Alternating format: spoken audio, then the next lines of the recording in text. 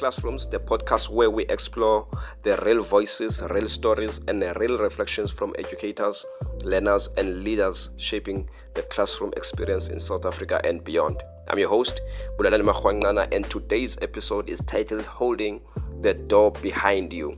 This isn't just a phrase, it's a metaphor for leadership, legacy, and responsibility, especially in the world of education.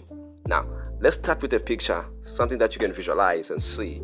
You are walking through a heavy door, maybe. Maybe it's a classroom, it's a school boardroom, a university, or even an opportunity that few before you had access to. You enter and you succeed, you grow, you make a name for yourself, and then what? Do you hold the door behind you? Or do you let it slam shut, hoping someone else will figure it out how to open it again? Holding the door behind you is about leaving space for others, especially those who may never have had the chance without your effort, your voice, your presence. And in education, this metaphor is more than symbolic, it's practical.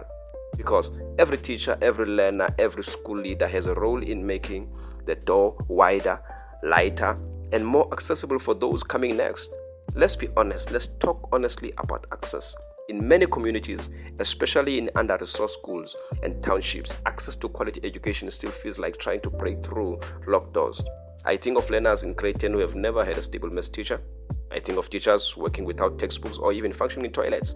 I think of students who walk to school for kilometers only to be told they are late and must turn around. When we gain access whether to knowledge, to opportunities, to leadership, we must remember we didn't do it alone. Someone opened that door for us.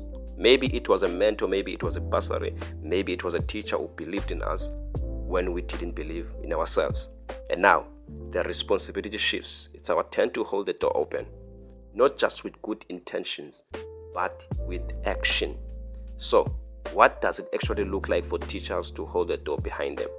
It could be mentoring younger teachers who are still finding their feet, sharing resources, not holding them in fear of being outshined, recommending students for opportunities even when they don't see their own potential, challenging gatekeeping, those invisible walls that say you are not good enough or this is not for people like you.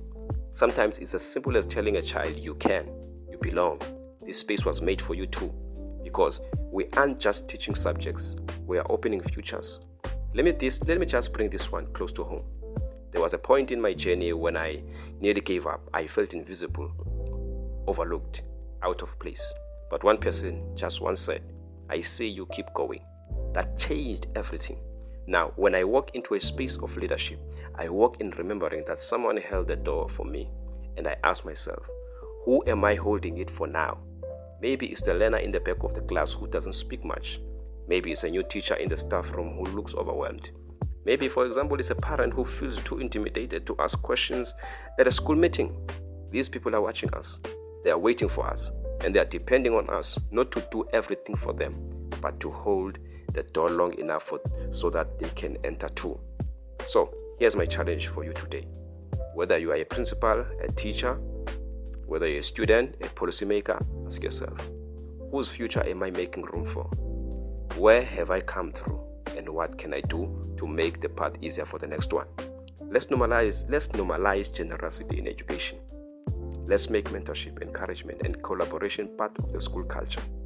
Let's stop pulling the ladder up behind us, because success is not just walking through the door.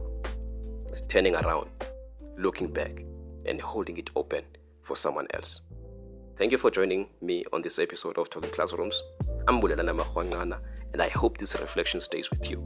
If you have found this episode meaningful, please share it with an educator, a student, or someone you believe is doing the hard work of holding the door. Follow the podcast for more real conversations about education, leadership, and growth.